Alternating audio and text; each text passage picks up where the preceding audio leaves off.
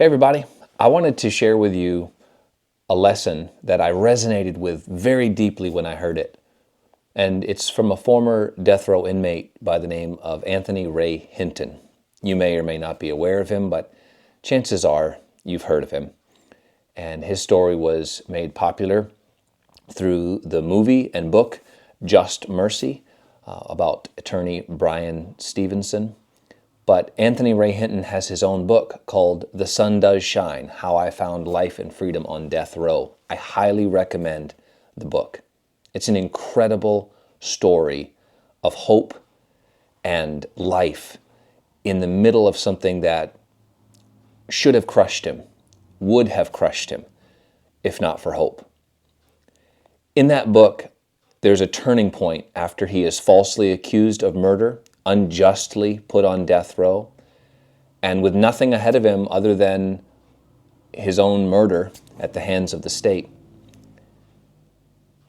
And there's a turning point in the story where he realizes that while his choices may be limited, his freedoms may be restricted, that he still has a choice, and he is making a choice every day because he'd given in to anger and bitterness, thoughts of revenge. Who could blame him?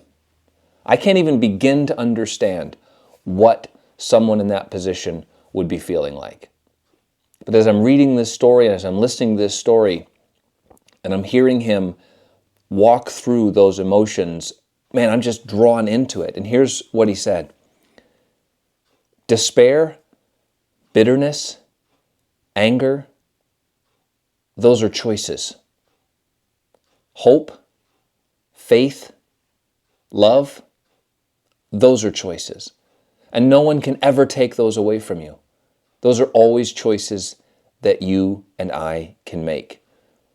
And there came a point after several years on death row, as he's fighting for his liberation and exoneration, there comes a point where he says, I'm going to choose hope.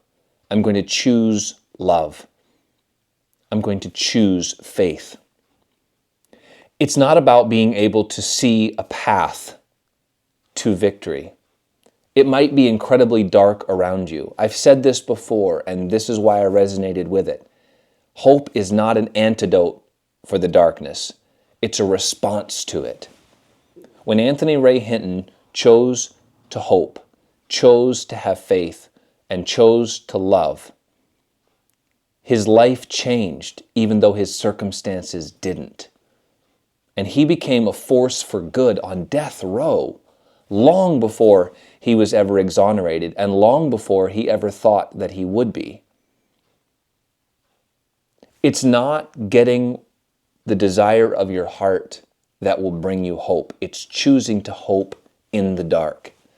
It's choosing to have faith when you can't see, and it's choosing to love when everything around you says to hate. Now, your story may be more difficult than mine. Mine might be more difficult than yours. Certainly someone like Anthony Hinton's is more difficult than most of us will ever face, but here's the point. It doesn't matter. Where you are right now, you have a choice to make. And you can be so full of anger and bitterness right now, but you can choose to let those things go and choose to hope. You can choose to love, and you can choose to have faith, or you can choose anger, bitterness, and hatred. But here's the thing, the choice is yours. You are not without options. I wonder what you're going to choose. I know there have been times in my life that I have chosen the path of anger, I have chosen the path of hate, and I have chosen the path of bitterness. And it's hell.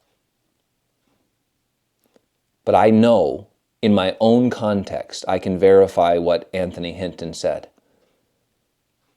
In the middle of a prison of circumstances, or a literal prison, hope can rise. But the choice is yours. Don't let anybody take that from you. It's your choice. It's your move. Thanks for watching.